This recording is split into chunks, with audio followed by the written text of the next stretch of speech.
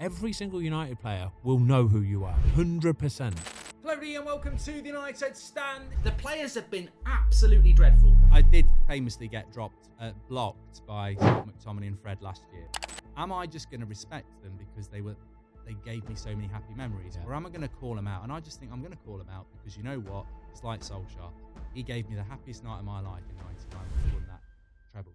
Brilliant. He's the worst manager we've had since Alex Ferguson. Gascoigne is the most talented footballer I've seen in my life. I wouldn't trust him with my shopping. Tell the Thibaut Courtois story. I've always defended David De Gea. I like David De Gea. So I tweeted out, left it, and I was on holiday at the time. He'd replied basically saying, when I first came into fan content world, our first battle was that fan content wasn't fan content. I hated it, and I went head to head with it, and I'm not ashamed to say it. I can't be bothered with the amount of beef that people try and lure me into. They said, kill Mark Goldbridge, and your life will just go back to being private and free again.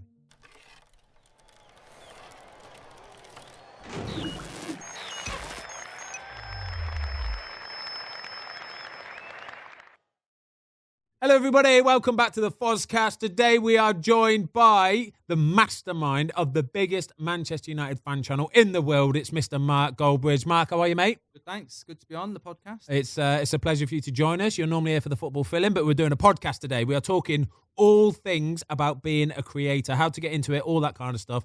Don't forget, though, before we get started, you can now watch us exclusively on Spotify. So I know you might listen to us, but if you want to see our ugly mugs as well, you've got that option available to you also. Because of what you do, every single United player will know who you are, 100%. Is there any of them who follow you on Instagram or anything, or Twitter or anything, that have ever give you any abuse or grief around? There's one or two that I get on with, which I won't reveal the names because it probably causes them problems in the dressing room. I mean, I did famously get blocked by Scott McTominay and Fred last year. Did you? Probably the only thing they did block last year. Oh, Was it one account, McFred? Or McTominay's blocked me on Instagram and Fred's blocked me on Twitter, which I find funny with people like Fred, because I don't know whether he actually, the foreign players don't necessarily have a good grasp of English, do they? And they might not be running their own. It might be their admin who's done that. But I mean, look, that's what it is. And again, I got owned by them apparently. But I just think, we do what we do. They're footballers for Manchester United. I want them to do well. When I don't think they're doing well, I'll say it. But this is why your channel's so successful, because you're passionate, right? And again, do you want to see a kind of real clinical studio with sensible, or the scenes that I really enjoy seeing is usually Micah Richards, Ian Wright, especially like Wrighty, or even Rio, to be fair. Yeah. Like you see that behind the scenes of half of when the goal goes in and they're going mad, and you think that's what I like to see, because they're fans too. Yeah. And actually I think they'd like to see a little bit more of that. This younger generation, they've grown up on YouTube, so they know all these people. They know all the creators, like people like James Alcott. I guarantee you that people for young footballers know who they are. They know the podcast people. They know all the people that do football shows and stuff like that. And I think that's the way the world is going as well. Kids don't really watch much telly anymore. They just don't. It'd be really interesting to see what comes next, because I get asked all the time, what's the world next? Like, does it keep continuing the same separate? Does fan content disappear? Does the media win? Do they bring it all together? I think these things are quite interesting. We've got a bit of an idea, Mark, where we want to see, so very similar to what you do. I want someone like YouTube to get hold of the broadcast rights for Premier League. I want them to get hold of it. Spotify could do this. Spotify, come on, let's do this, all right? Get the broadcast rights for the Premier League, yeah? And then when they're streaming it, you can pick which game you want to watch, but then at the same time, I can pick which creator I want to watch as well. So I might not necessarily want to listen to the studio guest talking about it. I want to listen to a Mark Goldbridge. Spotify's the one to do it. Watch that Netflix thing they've got at the moment. It's basically the Spotify story, isn't it? There we go. Give people the choice, and the big problem is the rights. But I don't know. I don't know what the future is. I think the mainstream.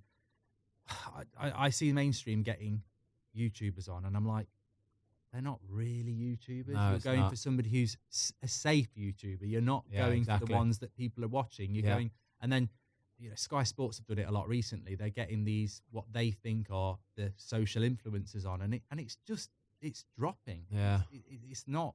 you either go all in or you don't. But of course, they've got their own producers who need to keep a job for the next 20 years, who've had a job for the last 20 years, who are trying to do something that they don't know what they're doing. Can you imagine a Super Sunday, Arsenal versus Man U, and you've got the sidemen doing a watch along, and you've got all the boys there, and they're all just chatting absolute shit and waffle, and it's gold though. I don't care. Like, give me a brief synopsis of what's happening every couple minutes or whatever, but don't go into details about the thing and all that kind of stuff. Tell me about the funny time you met this footballer out on a Saturday night or that guy out. Do you know what I mean? Yeah. I want to hear them sort of stories. I think it's as simple as sometimes you don't need to break the wheel. Like, we were talking about it on the film, weren't we? If you had Soccer Saturday with Jeff Stelling, 3:00 in an afternoon, which I think is dying anyway, get Ben Foster on, who knows what he's on about goalkeeping, get a couple of players on, and then stick me there as well. Boom. And I'm watching this game. What's going on? People would watch it. Yeah, they would watch it. Could you do it on Match of the Day? The beauty of that is you don't need broadcast rights. Yeah, true. So, because there's no game being shown. It's a commentary.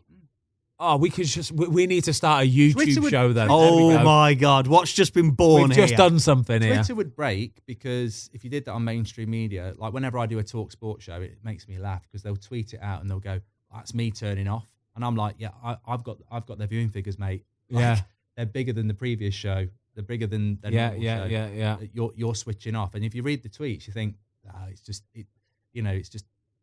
the negative people have always the most. Of course vocal. they will. Yeah. Talk Sport's gone downhill with the Yeah. Goldbridge show. I'm like, they're not thinking that in headquarters, No, mate. when they see the stats, when they see the numbers of people that are listening. If we did that, we started a YouTube show where it was just like a Soccer Saturday, and it would be like, "Mark, what's happening in the Man United?" And here we go, these prats, and I'm just pissing myself laughing.